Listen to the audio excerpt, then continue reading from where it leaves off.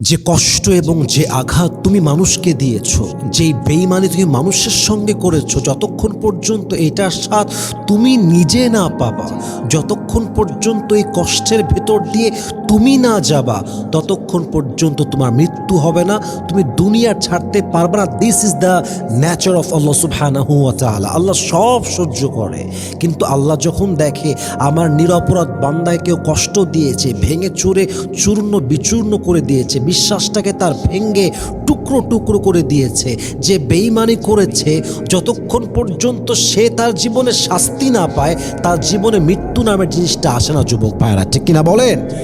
এজন্য কাউকে কষ্ট দেওয়ার পূর্বে হাজারবার ভেবে নিবা, কারোর সঙ্গে বেইমানি করার পূর্বে হাজারবার ভেবে নিবা। কারো বেইমানি করে, কারোর সঙ্গে বিশ্বাস ভেঙে, বিশ্বাসঘাতকতা করে কবরে যাওয়ার পরে সব অন্যায় মাফ হয়ে গেলেও বেইমানি, কাউকে কষ্ট দেওয়া, কারো মন ভাঙা, এই বেইমানির আযাব কখনো কবরে মাফ হতে পারে না। ঠিক কিনা বলেন? কোনো গুনাহকে ছোট বলে অবহেলা করতে যাবা না, কোনো গুনাহকে ছোট মনে করবা না। মাথায় রাখবা, মানুষ বড় গুনাহ এক চান্সে করে না। ছোট গুনাহ করতে করতে মানুষ একদিন এমন বড় গুনাহ করে ফেলে যার কল্পনা সে কখনো কল্পনাতেও আনতে পারে নাই। গুনাহটার সিস্টেমটাই হচ্ছে এরকম। ছোট গুনাহকে তুমি যত বেশি অবহেলা করবা, তুমি তত বেশি বড় গুনাহের দিকে ধাবিত হবা।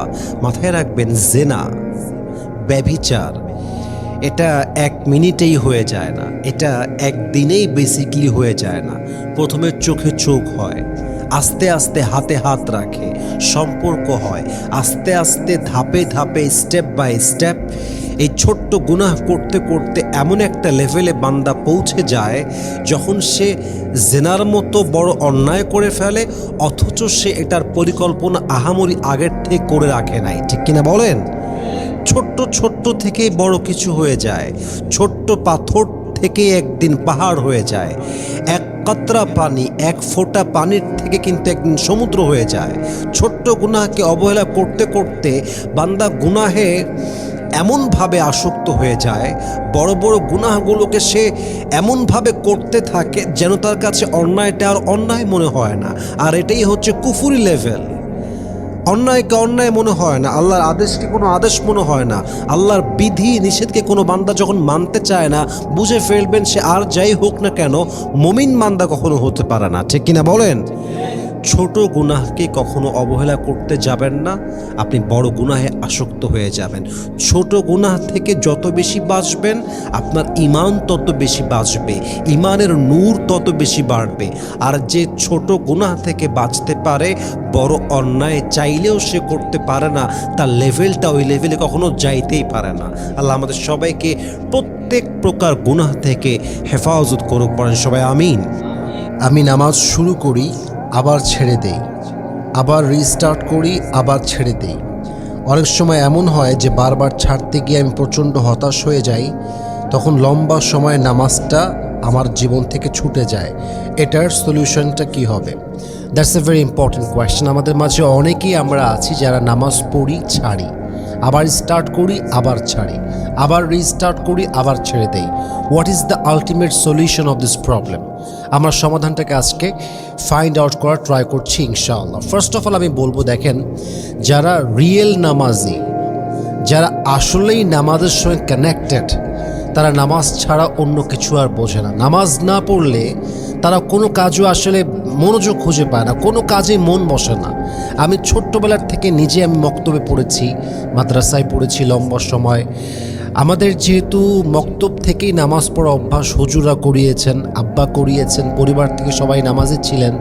তো এখন এমন একটা অবস্থায় আমরা পৌঁছে গিয়েছি, আমরা নামাজ না পড়লে কোনো কাজে মনোযোগ দিতে পারি না। আমি আমারটা বলছি না বা শো অফ করছি, আমি সব নামাজের কথা বলছি যারা কন্টিনিউয়াস নামাজটা পড়ে। আসলে যারা কন্টিনিউয়াস নামাজি হয়, ওরা নামাজ ছাড়া অন্য কোনো কাজে মনোযোগ দিতে পারে না। নামাজ বাদ হয়ে গেলে মনে হয় যে পুরো জীবনটাই এলোমেলো হয়ে যায়, অসম্পূর্ণ মনে হয়, অশান্তি মনে হয়, কেমন যেন ছটফট ছটফট লাগে। নামাজিটা আপনি যখন রিয়েলি হবেন, আসলে আপনি কমপ্লিটলি কানেক্টেড হবেন, তখন আপনার এই প্রবলেমটা বেসিক্যালি আসলে হওয়ার কথা নয়। কিন্তু যারা পড়ি আবার মিস হয় আবার পড়ি, মাঝে মাঝে এমন হয় যে লম্বা একটা গ্যাপ হয়ে যায়, তখন আমরা চাইলেও আর নামাজি হতে পারি না। এটার এই প্রবলেমের সলিউশন আসলে কী হওয়া দরকার? আমি বলতে চাই, দেখেন, আপনার মধ্যে সবচেয়ে বড় উইকনেসটা হচ্ছে আপনার নিয়তের মধ্যে উইকনেস আছে।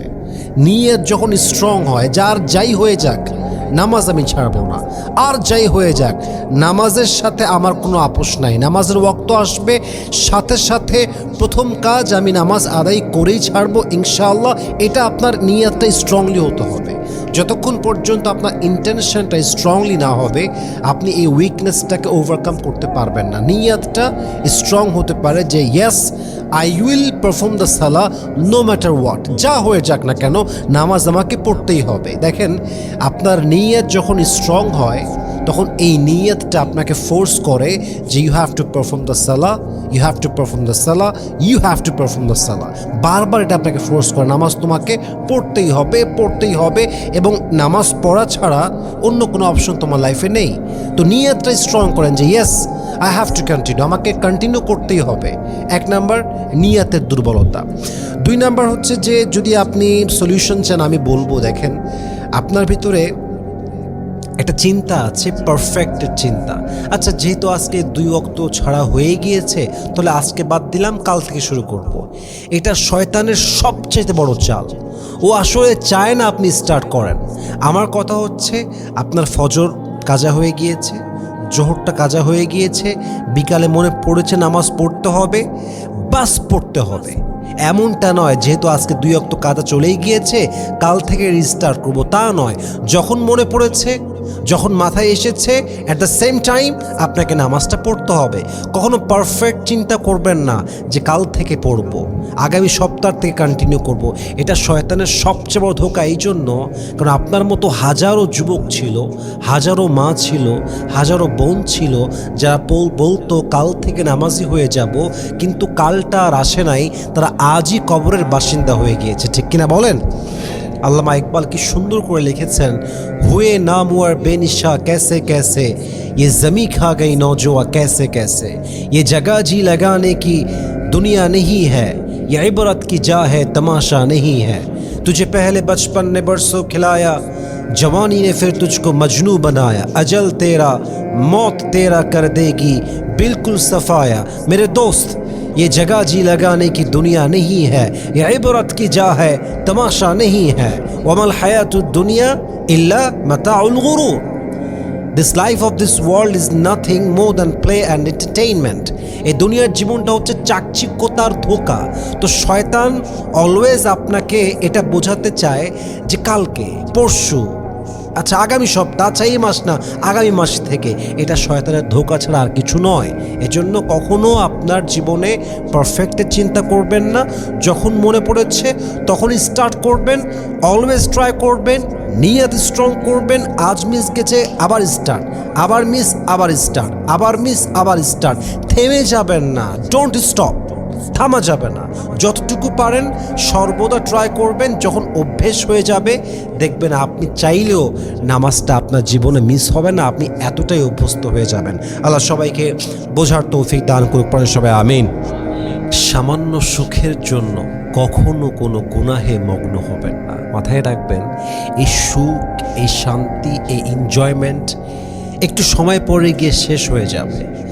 কিন্তু আপনি সামান্য এনজয়ের জন্য যে অন্যায়টা করলেন, এই অন্যায়ের বোঝা কিন্তু শেষ হবে না। এই পাপের বোঝা আপনাকে কবরেও শাস্তি দিবে। এই পাপের বোঝা আপনার জীবনটাকে দুনিয়াতেও অশান্ত করে তুলবে। এই পাপের বোঝা হাসরের ময়দানে আপনার সঙ্গ হয়ে আপনাকে জান্নাতি না বানিয়ে জাহান্নামী বানিয়ে দিবে। এজন্য কখনো সামান্য এনজয়মেন্টের জন্য, সামান্য মুহূর্তের স্বাদের জন্য, মজার জন্য কোনো পাপ করতে যাবেন না। কারণ পাপ তো আপনি করে ফেলবেন, কিন্তু পাপের বোঝা কিন্তু আপনি চাইলেও ফেলতে পারবেন না। অ্যাট দ্য সেম টাইম এটাও মাথায় রাখবেন, কখনো কোনো সামান্য কষ্টের জন্য নেক আমল ছাড়তে যাবেন না। কারণ সামান্য কষ্ট আপনি করলেন ঠিক আছে, কিন্তু আপনি কষ্ট করে যে আমলটা করবেন, এই আমলটা কিন্তু দুনিয়াতে শেষ হবে না, কবরেও আপনার সাথী হবে, হাসরেও আপনার সাথী হবে।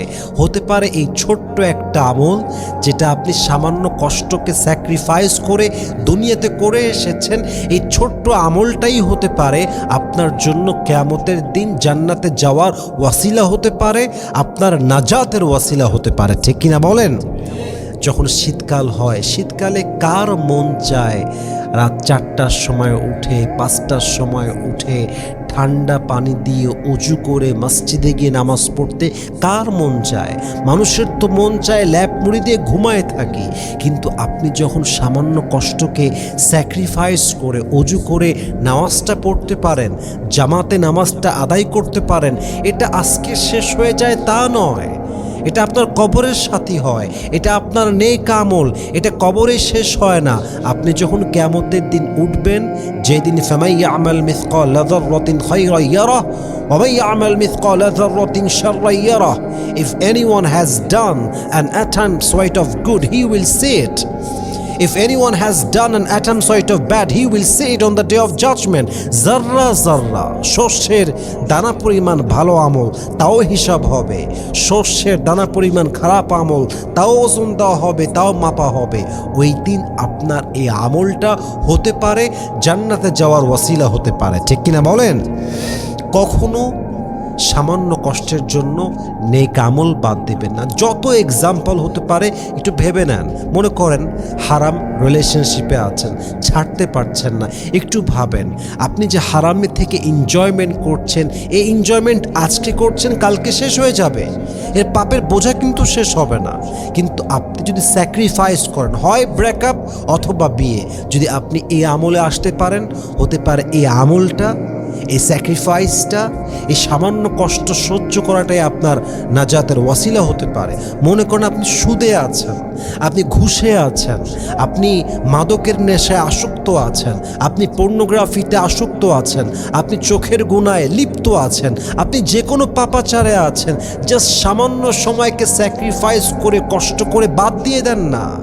একবার বাদ দিয়ে ভালো কাজে আসেন, ভালো আমলে আসেন, তওবায় আসেন, ইস্তিগফারে আসেন, নামাজি হয়ে যান, তওবা করে আল্লাহর প্রিয় হয়ে যান। আপনার সামান্য একটা স্টেপ আপনার কবরে শান্তির ফয়সালা আনতে পারে। আপনার সামান্য একটা ধাপ আপনার কবরে নাজাতের ওয়াসিলা হতে পারে। আপনার সামান্য একটা ধাপ কবরের আযাবকে কমাতে পারে। আপনার সামান্য একটা তওবা, সামান্য একবার আস্তাগফিরুল্লাহ পাঠ করা আপনার কবরের আগুনটাকে নিভায়ে ফেলতে পারে। ঠিক কিনা বলেন? আপনারা মাথায় রাখবেন যে কখনো কোনো গুনাহের জন্য আমরা যেন এনজয়মেন্টের জন্য কোনো গুনাহ না করি, এবং কখনো যেন আমরা কোনো কষ্টকে স্যাক্রিফাইস করতে হবে, কোনো কষ্ট সহ্য করে আমল করতে হবে, এই চিন্তা করে যেন আমরা কোনো নেক আমলকে নষ্ট না করি। আল্লাহ আমাদের সবাইকে মানা বোঝা এবং আমল করার তৌফিক দান করুক পরে সবাই আমিন। নামাজ বাদ দেওয়াটাকেই তোমার জীবনের একটা স্বভাব বানিয়ে ফেলো না। প্রতিদিন নামাজ না পড়াটাকে জীবনের অভ্যেস বানিয়ে ফেলো না। মাথায় রেখো যে নামাজকে তোয়াক্কা করে না, আল্লাহ তাকে তোয়াক্কা করে না। আপনি নামাজ পড়বেন না কেন? নামাজের জন্য আপনার সময় বের হয় না কেন? দুনিয়ার সব কাজের সময় আছে, কিন্তু নামাজের সময় নেই। চ্যাটিং করার সময় আছে, নামাজের সময় নেই। রিলস দেখার টাইম আছে, নামাজ পড়ার টাইম নাই। গার্লফ্রেন্ডকে মেসেজ রিপ্লাই করবে, টাইম আছে, নামাজের জন্য টাইম নেই। অফিস যাবে, টাইম আছে, নামাজের জন্য টাইম নেই। খেলবে, টাইম আছে, নামাজের জন্য টাইম নেই। ঘুরবে, টাইম আছে, নামাজের জন্য টাইম নেই। আরে যেই টাইমটা হচ্ছে আল্লাহর নেয়ামত, যে সময়টা আল্লাহ আপনাকে দিল, যে হায়াতটা আল্লাহ দিলেন, পুরো হায়াতের মালিক আল্লাহ তাআলা, সবাইকে হায়াতের সময় দেওয়ার টাইম আছে, কিন্তু এই টাইমটা যে দিল, এই সময়টার মালিক যে, সে মালিককে সময় দেওয়ার মতো সময়টা তোমার কাছে নেই। আসলে তোমার মতো আমার মতো বেঈমান, নাফরমান, বিশ্বাসঘাতক এই দুনিয়াতে আর কেউ হতে পারে না। ঠিক কিনা বলেন? নামাজই এমন একটা আমল যে আমলটা মানুষের ঈমানের পরিচয় বহন করে। নামাজ আছে যার, ঈমান আছে তার। নামাজ আছে যার, আল্লাহ আছে তার। নামাজ আছে যার, কবরে শান্তি আছে তার। নামাজ আছে যার, আল্লাহ শুকরিয়া দিবেন তাকে। নামাজ আছে যার, আল্লাহ নিয়ামত দিবেন তাকে। আরে নামাজ আছে যার, মৃত্যুর পরে আল্লাহ জান্নাতও দিবেন তাকে। ঠিক কিনা বলেন? এজন্য আর যাই করেন না কেন, মুসলমান হিসেবে নামাজ ছাড়বেন না। নামাজের সঙ্গে আমার কোনো প্রকার কোনো দ্বন্দ্ব নেই। আরে যাই হয়ে যাক না কেন, আমাকে নামাজ পড়তে হবে। আজকে যারা নামাজি নয়, আজকে যারা দুনিয়া নিয়ে পাগল হয়ে আছে, আরও চাই, আরও দাও, আরও লাগবে, মাথায় রাখবেন এরা যেদিন মারা যাবে, এদের জীবনের সবচেয়ে শেষ চাওয়া, একদম মৃত্যুর শেষ মুহূর্তে একটাই চাওয়া হবে, কলা রব্বির জিউন। তারা বলবে, give me just on chance, আমাকে একটা সুযোগ দাও, আমি একবার নামাজ পড়তে চাই, আমি আল্লাহর হয়ে মরতে চাই, আমি সুদখোর হয়ে মরতে চাই না, আমি বেনামাজি হয়ে মরতে চাই না। অতএব মৃত্যুর দিনে যদি আফসোস করতে না চান, আজ থেকে নামাজি হয়ে যান। আর যাই করেন না কেন প্রিয় ভাইয়েরা বোনেরা আমার, নামাজটা ছাড়বেন না। আল্লাহ আমাদের সবাইকে বোঝার তৌফিক দান করুক, পড়না আমিন। আমার ওয়াইফ এবং আমার মায়ের মাঝে বনাবনি হয় না, এবং এই দুইজনের ঝগড়াকে মেনটেন করতে গিয়ে, ব্যালেন্স করতে গিয়ে আমি নিজেই হিমশিম খাই। প্রায় সময় আমি মানসিক চাপে ভুগি। তো এই মুহূর্তে আমার করণীয় কি? এটা মনে হয় এটা ইউনিভার্সাল প্রবলেম যে ওয়াইফ এবং শাশুড়ির বনিবনা হয় না। স্বামী কি করতে পারে? আসলে অনেক সলিউশন হতে পারে। আমি আপনাকে দুইটা সলিউশন দিতে চাই আজকে। ফার্স্ট অফ অল আমি বলতে চাই, দেখেন, আপনার যদি সামর্থ্য থাকে, যদি আপনার অবস্থানটা মোটামুটি ভালো হয়, আর্থিক অবস্থান সচ্ছল হয়, and if you really have the capacity and capability, যদি আপনার সত্যি সামর্থ্য থাকে, তাহলে আপনি আপনার ওয়াইফের সংসার তথা আপনার এবং আপনার ওয়াইফের সংসার হবে আলাদা, আপনার মায়ের জায়গাটা হবে আলাদা। যদি আপনারা একই ফ্ল্যাটে থাকেন, একই বাসায় থাকেন, জয়েন্ট ফ্যামিলি হয়, আমরা বুঝি না, ইসলাম কিন্তু এটাকে সাপোর্ট দেয় না। ইসলাম বলে তোমাদের জীবনটা যদি আলাদা হয় তথা তোমাদের ভিন্ন ভিন্ন জীবন হয়, এটা সুন্দর জীবন হয়। কারণ একজন মেয়ে যখন স্বামীর সঙ্গে থাকে, সেখানে শাশুড়ি থাকে, শ্বশুর থাকে, ননদ থাকে, বিভিন্ন কথা উঠে যায়, বিভিন্ন ঝামেলা হয়ে যায়। মনে করেন আপনার ওয়াইফ যে বাসায় থাকে, ওই বাসায় আপনার ছোট ভাইয়ের বউ থাকে, আপনার বড় বোন থাকে, আপনার মেজ বোন থাকে, আপনার মা থাকে, বাবা থাকে। কথার বনিবনা হবে না, কথার ভিন্নতা হবে, মতের ভিন্নতা হবে, কাজের ভিন্নতা হবে, ঝামেলা লাগবেই। আপনি বাসায় এসে শান্তি করবেন কি, আপনার প্রবলেম সলিউশন করতে করতেই দিন শেষ হয়ে যাবে। তো ইসলাম বলে যদি সামর্থ্য থাকে, আলাদা করে দাও। আব্বা আম্মা থাকবে আলাদা, ওয়াইফ এবং তুমি থাকবে আলাদা। আমরা যেন আবেগের সঙ্গে এটাকে মিশ্রণ করতে না যাই। আমার মাকে আমি দেখছি এবং দেখব। হ্যাঁ, যদি একান্ত এমন হয় যে আমার মায়ের তো লাইফে কেউ নেই, বাবা নেই, আমি ছাড়া কোনো ভাই নেই, আমি ছাড়া কোনো বোন নেই, আমার মা মাত্র একা একজন মানুষ, আমার ওয়াইফ একজন আর আমি একজন, কে দেখবে আমার মাকে? That's a different perspective, that's a different situation. ওইটা বুঝে ব্যবস্থা করা যাবে। যদি সামর্থ্য থাকে আপনার এবং আপনার ভাই থাকে কিংবা মাকে দেখার জন্য অন্য কেউ থাকে, যে কোনো একটা উপায় থাকে, তাহলে সেপারেট করে দেওয়া ভালো। মা থাকবে আলাদা, ওয়াইফ থাকবে আলাদা, অথবা একই বাসাতে থাকলেও উপরে মা থাকবে, নিচে ওয়াইফ থাকবে, সেপারেট করেন, তাহলে শান্তি পাবেন। যত সুন্দর সংসার আপনি করতে চান না কেন, যদি আপনি ওয়াইফকে জয়েন্ট ফ্যামিলিতে রাখেন, সবাই আছে, চাচা, ফুফু, ফুফা, তারপরে আপনার ছোট ভাইয়ের বউ, বড় ভাইয়ের বউ, মেজো বোন, এত কিছুর মাঝে একজন ওয়াইফের অ্যাডজাস্ট করাটা it's really difficult, it's really big challenge. ঝামেলা শেষ হবে না। তো আমার কাছে উত্তম পরামর্শ এটাই আছে, যদি সামর্থ্য থাকে, পরিস্থিতি থাকে, সব কিছুকে বাদ দেন, মাকে আলাদা রাখেন, ওয়াইফকে আলাদা রাখেন। যদি সামর্থ্য থাকে এই উদ্যোগটা নেন, দেখবেন যে অনেকটা ভালো আপনি থাকবেন। ওয়াইফ এবং শাশুড়ির যে মিল মহব্বতটা আরও বাড়বে। একসঙ্গে থাকলেই যত সব ঝামেলা, যত সব উল্টাপাল্টা, এটা 1 নম্বর সলিউশন হতে পারে। 2 নম্বর সলিউশনটা এটা হতে পারে, দেখেন, আপনি আপনার মায়ের কাছে বউকে নিয়ে এভাবে কথা বলবেন যে আমার বউ তোমাকে অনেক ভালোবাসে, তোমার কথা প্রায় বলে, তোমার কি লাগবে এটা আমি বোঝার আগে আমার ওয়াইফ বুঝে যায়। তোমার যে শাড়ি আমি তোমাকে দিলাম এটা আমার মাথায় আসে নাই, আমার বউ আমাকে দেওয়ার জন্য বলেছে। তোমার ওষুধ কখন লাগবে এটা তুমি বলার আগে আমার ওয়াইফ আমাকে বলে দেয়, এবং তোমাকে সে বড্ড ভালোবাসে, তোমার প্রতি সে খুব যত্নশীল। যদিও বা আপনার ওয়াইফ আসলে এরকম পরিপূর্ণ নয়, বাট বলবেন মাকে হ্যাপি করবেন। আবার যখন ওয়াইফের কাছে আসবেন মাকে এনে সুনাম করবেন, বলবেন যে আমার মা তোমাকে অনেক ভালোবাসে।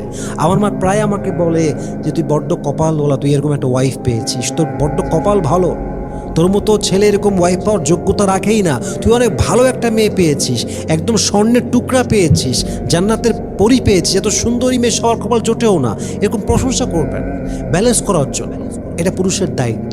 আমরা কি করি, মা যা না বলে তাও বাড়ায় ওয়াইফকে বলি, আবার ওয়াইফ যা বলে না তাও বাড়ায় মাকে বলি। এই জন্য দেখা যায় মা এবং ওয়াইফের মাঝে দূরত্ব বেড়ে যায়, ঝগড়া তৈরি হয়, মনোমালিন্য তৈরি হয়। তার জন্য যদি ব্যালেন্স করতে চান, ওয়াইফকেও ভালোবাসবেন, মাকেও ভালোবাসবেন, কাউকে মাইনাস করতে পারবেন না। পুরুষের জীবনে মায়ের সম্মানও আকাশচুম্বী এবং ওয়াইফের জায়গাও আকাশচুম্বী। কাউকে বাদ দিয়ে পুরুষ কখনো সম্পূর্ণ হতে পারে না। একজন মা যে তাকে ছোট্টবেলার থেকে বড় করেছে, আর একজন ওয়াইফ যে তার সন্তানের মা, যে তার পরিচয়ের জায়গা, ভালোবাসার জায়গা, যত্নের জায়গা, শেষ জীবনের সাহারার জায়গা, তাকে পুরুষ বাদ দেবে কেমনে রে ভাই? হয়তো পুরুষের আসল জায়গা, ভালোবাসার জায়গা। তাহলে মাকেও বাদ দেওয়া যাবে না, ওয়াইফকেও বাদ দেওয়া যাবে না। উভয়ের মাঝে ব্যালেন্স করতে যা যা করতে হয়, যেভাবে করতে হয়, আপনি আপনার আকল খাটিয়ে, মেধা খাটিয়ে সে অ্যাকশান নেবেন, সে আমল করবেন, আল্লাহর কাছে দোয়া করবেন, ইস্তেগফার পাঠ করবেন। ট্রাই ইউর বেস্ট, চেষ্টা করেন, ইনশাআল্লাহ আল্লাহ আপনার জন্য জীবনটাকে সহজ করে দিবে। আল্লাহ সবাইকে বোঝার তৌফিক দান করে পড়ে সবাই আমিন। একজন মেয়ে দিনদার কিনা কিভাবে বুঝবো? বিয়ের আগে আমরা ছেলেরা প্রায় কনফিউজড হয়ে যাই একজন মেয়ের দিনদারিত্ব নিয়ে। আসলে কোনো উপায় রয়েছে কিনা একজন মেয়ের দিনদারিত্ব বোঝার ক্ষেত্রে? That's a very important question. I think it's very important for all the young people. যুবকদের জন্য এটা খুবই গুরুত্বপূর্ণ যে আমরা আসলে কেমনে বুঝবো বিয়ের আগে যে একজন মেয়ে যাকে আমি বিয়ে করতে চাচ্ছি বা বিয়ে করতে যাচ্ছি, is she really religious or not, সে আসলে ধার্মিক কিনা, এটা জাস্টিফাই করতে পারি কেমন করে? ফার্স্ট অফ অল আমি বলবো, দেখেন, একটা মানুষকে আলটিমেটলি সে যে আসলে চরিত্রবান এটা কখনো পরিপূর্ণ জাস্টিফাই করা যায় না। বাট ইয়েস, বেসিক কিছু সিস্টেম আছে, কিছু জিনিস আছে, কিছু সাইন আছে যা আপনি ফাইন্ড আউট করার মাধ্যমে এটা ডিসাইড করতে পারবেন যে আসলেই সে চরিত্রবান হতে পারে কিনা। বাট ফাইনালি করা আমার কাছে মনে হয় কিছুটা টাফ হতে পারে, বাট মোটামুটি একটা আইডিয়া নেওয়া যেতে পারে যে আসলে এই মেয়েটা চরিত্রবান হবে কিনা। প্রথমত আমি বলতে চাই যে একজন মেয়ে চরিত্রবান কিনা, আসলেই দিনদার কিনা বোঝার জন্য first of all you have to look at her family. পরিবারটা দেখবেন, তার মা কেমন, দ্যাট রিয়েলি ম্যাটার্স। একজন মা যদি চরিত্রবান হয়, আদর্শবান হয়, দিনদার হয়, 90% কিংবা তার চেয়ে তো বেশি পার্সেন্টেজ রয়েছে বা আশঙ্কা রয়েছে, পসিবিলিটি রয়েছে যে মেয়েটা ভালো হবে। বেশিরভাগ ক্ষেত্রে মায়ের আদর্শেই কিন্তু একজন মেয়ে আদর্শবান হয়। মা যদি হয় বেপর্দা, বেশিরভাগ ক্ষেত্রে দেখবেন মেয়েটাও বেপর্দা। দেখবেন মা যদি হয় হেজাবওয়ালি, নিকাবওয়ালি, বেশিরভাগ ক্ষেত্রে দেখবেন মেয়েটাও হয় হেজাবওয়ালি কিংবা নিকাবওয়ালি। তো মায়ের অবস্থানটা আসলে কেমন, মায়ের চারিত্রিক অবস্থানটা আসলে কেমন, মায়ের চলাফেরা কেমন? হ্যাঁ, ইন সাম কেসেস হতে পারে যে মা চরিত্রহীন বা বেদিন, মেয়েটা অনেক ভালো, এটা হতে পারে। বাট আমি একটা ওভারঅল আইডিয়া দিচ্ছি যে মা যদি ভালো হয়, বেশিরভাগ ক্ষেত্রে মেয়েটাও ভালো হয়। ইভেন পরিবারের খালা কেমন, মামি কেমন, ওদের আপনজনরা কেমন, ওদের পারিবারিক অবস্থানটা আসলে কেমন, নামাজি আছে কিনা, তাদের মধ্যে দিনদারিত্ব আছে কিনা, মায়েরা পর্দা করে কিনা, খালাদের মাঝে পর্দার গুরুত্ব আছে কিনা, ওভারঅল যদি আপনি জাস্টিফাই করতে পারেন, পরিবারটাকে দেখে আপনি একটা আইডিয়া মাথায় নিতে পারবেন যে এই মেয়েটা is she really religious or not. মোটামুটি একটা আইডিয়া বোঝা যায়, কারণ পরিবারের শিক্ষাটাই আসল শিক্ষা। পরিবার যেমন হয়, পরিবারের সন্তানরা বেসিকলি তেমনই হয়। এটা হচ্ছে ওভারঅল একটা সিস্টেম, এক নাম্বার কথা। 2 নম্বর আমি বলবো যে আপনি মেয়েটার বান্ধবীদের দিকে তাকান, যে কাদের সঙ্গে সে আসলে ওঠা বসা করে, মেশে। দেখবেন যে যেমন হয় তার বন্ধু তেমন হয়। আপনি বিড়িখোর হইলে দেখবেন আপনার বন্ধু বিড়িখোর। আপনি বেনামাজি, দেখবেন বেশিরভাগ ক্ষেত্রে ওর বন্ধুরাও বেনামাজি। যে যেমন হয় সে আসলে তেমন মেয়ে খুঁজে বের করে। যেই মেয়ের চরিত্র যেমন হয় ও ওই চরিত্রের মেয়েকে খুঁজে বন্ধুত্ব করে। সব ক্ষেত্রেই সেম তা বলবো না, বাট ওভারঅল এটাই ঘটে। It happens maximum time. তো মেয়েটার বান্ধবীরা আসলে কেমন, ওরা কিভাবে চলে, ওরা পর্দায় চলে কিনা, ওদের ক্যারেক্টার কেমন, ওদের হিস্ট্রি কেমন, ওদের চলাফেরাটা আসলে কেমন, এটা বুঝতে পারলে আপনি একটা আইডিয়া নিতে পারবেন যে এই মেয়েটা আসলে কেমন হতে পারে। যদিও বা এটা 100 সঠিক হবে তা না, মাঝে মাঝে আমাদের অনেক বন্ধু খারাপ হয়, বাট আমরা ভালো হতে পারি। মাঝে মাঝে আমরা খারাপ হতে পারি, আমাদের বন্ধু ভালো হতে পারে। সো সব ক্ষেত্রে একরকম হবে তা না, বাট একটা আইডিয়া আপনি নিতে পারবেন। 3 নম্বর বিষয়টা হচ্ছে আপনি একটু মেয়ের দিকে তাকান, বোঝার চেষ্টা করেন যে মেয়েটা আসলে হিজাব পরে কিনা, নেকাব পরে কিনা, মেয়েটা 5 ওয়াক্ত নামাজি কিনা, মেয়েটা যে ফেসবুক আইডিটা ইউজ করে ওখানে কি শেয়ার করে, কেমন রিলস শেয়ার করে, কেমন পোস্ট সে দেয়, কেমন কন্টেন্ট সে শেয়ার করে। দেখেন, একটা মানুষের ফেসবুকের পোস্টটাও কিন্তু তার ব্যক্তিত্বের পরিচয়। একজন মানুষের পোশাক কিন্তু তার ব্যক্তিত্বের পরিচয়। আমি বলছি না যে পোশাক ভালো হলেই মানুষ ভালো হবে, বাট এটা একটা বেসিক পরিচয় বহন করে যে মানুষটা আসলে কেমন হতে পারে। সাধারণত একজন মেয়ে যে পর্দা করে, চোখও দেখা যায় না, বেশিরভাগ ক্ষেত্রে সে দিনদার হয়। হ্যাঁ, কিছু ক্ষেত্রে মেয়েরা দিনদার হয় না, যেমন দাড়ি টুপিওয়ালাও সবাই ভালো হয় না। ব্যাপারটা হচ্ছে যে ওভারঅল এমনই হয় যে যে যেমন হয় তার কন্টেন্ট শেয়ারিং তেমন হয়, তার পোস্টটা তেমন হয়, তার রিলস শেয়ার তেমন হয়, তার মাইন্ডসেট তেমন হয়, তার পোশাক তেমন হয়। পোশাকই তার ব্যক্তিত্বের পরিচয় উঠে যায়, আসলে এটা চলে আসে। তো আপনি খেয়াল করবেন মেয়েটা নামাজি আছে কিনা, হিজাবি আছে কিনা, পর্দা করে কিনা, তার ফেসবুকের ওয়ালে কেমন পোস্ট সে শেয়ার করে, কেমন তার চিন্তাধারা। এটা থেকে আপনি একটা বেসিক কনসেপ্ট ক্লিয়ার করতে পারবেন যে এই মেয়েটা আদৌ কতটুকু দিনদার হতে পারে, আদৌ কতটুকু চরিত্রবান হতে পারে। সর্বশেষ আমার যে ভাই আমাকে প্রশ্ন করেছে তাকে আমি বলতে চাই যে ভাইজান, একজন মেয়ের দিনদারিত্ব চেক করার সবচেয়ে বড় একটা মাধ্যম হচ্ছে এই মেয়েটা right now is she involved in হারাম relationship or not. You have to justify this matter first. আগে দেখবেন যে মেয়েটা কোনো হারাম রিলেশনশিপে আছে কিনা। বিয়ের আগে মেয়েরা কিন্তু অনেকেই অবৈধ সম্পর্ককে গোপন করে, হাইড করে, প্রাইভেট করে। অনেক সময় অনেক মেয়ে ব্যাটার অপশন পেয়ে গেলে মিথ্যা বলে বিয়ের পিড়িতে বসে যায়, যা আসলে অ্যাপ্রিসিয়েটেড নয়, যা ঠিক নয়। এই জন্য আপনার উচিত হবে যে মেয়েটা কোনো অ্যাফেয়ারে আছে কিনা এটা খবর লাগানো, খবর নেওয়া। আপনি পরিপূর্ণ 100 অথেন্টিক খবর না পেলেও আপনি একটা আইডিয়া পাবেন যে আদৌ সে এরকম সম্পর্কে আছে কিনা। একটু বোঝার চেষ্টা করেন, কারণ যেই মেয়ে হারাম অ্যাফেয়ারে থাকে সেই মেয়ে আর যাই হোক প্রকৃত দিনদার হতে পারে না, চরিত্রবান হতে পারে না, মা ফাতেমা রাদিয়াল্লাহু তাআলা আনহার মতো সে হতে পারে না। সো প্লিজ পরিবার দেখেন, নারীর পর্দার অবস্থান দেখেন, তার চারিত্রিক অবস্থান দেখেন, তার বন্ধু বান্ধব দেখেন, তার বর্তমান কোনো রিলেশনশিপ আছে কিনা তা দেখেন, তার ব্যক্তিত্ব কেমন জাস্টিফাই করেন। মামা দেখেন, মামি দেখেন, খালা দেখেন, মাকে দেখেন, পরিবারের সবাইকে দেখেন। একটা ওভারঅল আইডিয়া বুঝতে পারবেন এবং আল্লাহর কাছে দোয়া করবেন যে আল্লাহ তুমি আমাকে একজন চরিত্রবান নারীর সন্ধান দাও, যে নারীর রূপ যদিও অতটা সুন্দরী না হোক, বাট চরিত্র যেন ভালো হয়।